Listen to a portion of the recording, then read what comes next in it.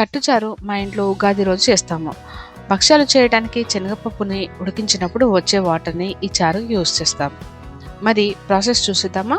Hello everyone, welcome back to our channel Radhika food story. భక్ష్యాలు చేయడానికి శనగపప్పుని ఉడికించిన తర్వాత పప్పులో ఉండే ఎక్స్ట్రా వాటర్ని ఇలా వడగట్టాలి. దీనినే పప్పు కట్టు అంటాము. వడగట్టిన కట్టు క్వాంటిటీని బట్టి చింతపండుని తీసుకోండి. నేను ఒక నిమ్మకాయ సైజు చింతపండుని తీసుకున్నాను. దీనిని శుభ్రంగా కడిగి నాననివ్వాలి.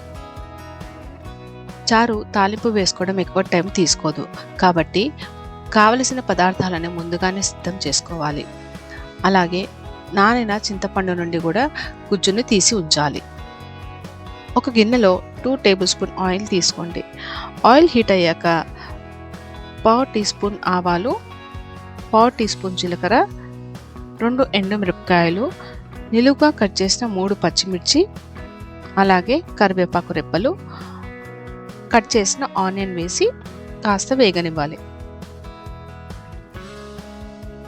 ఆనియన్ పచ్చిమిర్చి ఇలా వేగాక 1/2 టీ స్పూన్ పసుపు, ముందుగానే మనం తీసి ఉంచిన పప్పు కట్టు, 1/2 టీ స్పూన్ అల్లం వెల్లుల్లి పేస్ట్, 1/2 టీ స్పూన్ కారం, చింతపండు పులుసు, 1 టీ స్పూన్ ధనియాల పొడి, తగినంత ఉప్పు.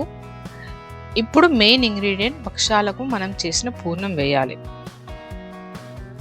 అలాగే భక్ష్యాలు ఎలా చేయాలో వీడియో లింక్ డిస్క్రిప్షన్లో ఉంది, చూసేయండి.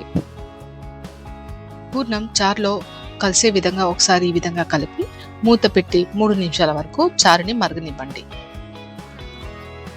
పూర్ణం వేయడం వలన చారుకి చిక్కదనం వస్తుంది.